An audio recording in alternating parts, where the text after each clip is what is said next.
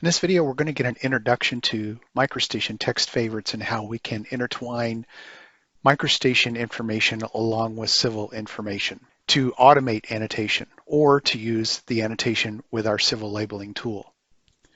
The text favorites, as you'll see in this diagram, are third in a series of steps to get to the annotation groups which feed information over to our feature symbologies and our feature definitions.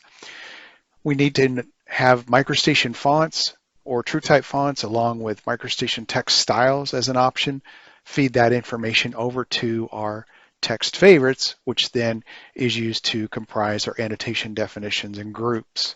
If we take a look, for example, at this horizontal alignment annotation, we have a lot of different computed text and also static prefix text. For example, the PC and PT values of these curve stations. The PC and PT are static text prefixes, and then we have our computed text. Well, that's done through the use of text favorites. In our delivered workspace, we deliver several text favorites, and so I have opened the Common Text Favorites dgnlib here for illustration, and I'm going to open up the Text Favorite Manager. And in this particular file, we can go down and look at, for example, a curve label, which we just saw on our horizontal geometry, and you will see that this is comprised of computed text that the software calculates the value for, and a static set of prefix text. So the user has an infinite possibility of combinations to create text favorites that are a combination of both static text and computed text. And so for this example, if we wanted the ARC PI of a station, we have the field type is civil element properties. We have the field subtype is set to plan annotation, so that's underneath annotation. And then we would go to linear and then plan annotation. And then we have these categories to pick from. So you can see all the different categories. And so it's a matter of finding the information and setting the properties to your desired settings for your standards.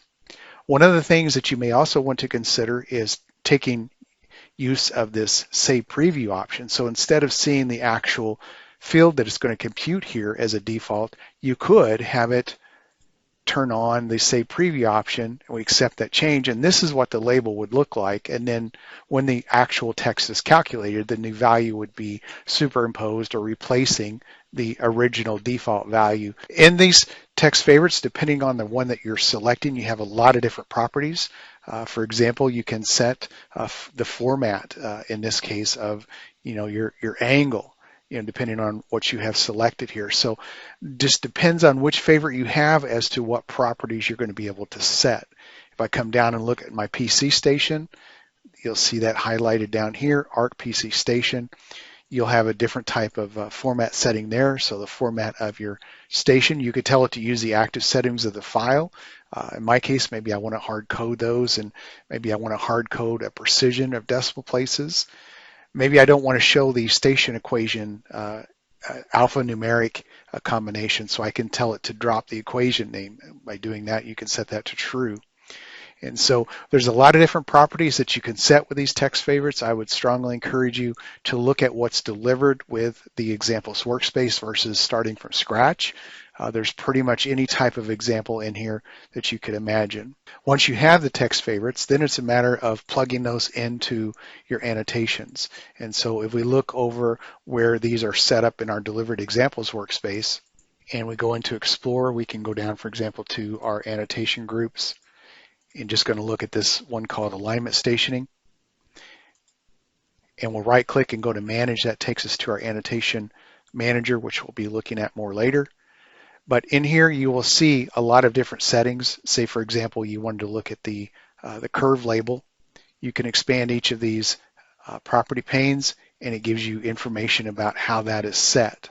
So each of these has specific information that you would fill out. And so where a text favorite is used is pointed to as part of what is going to be computed. So if I turn on my display, I can go look at what that text favorite would yield as a result in my Manage Annotation dialog.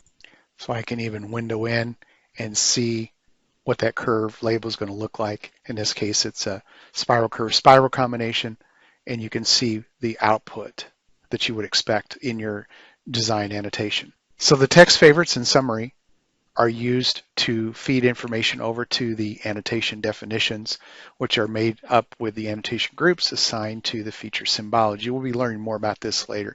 Focus here is just about the text favorites themselves.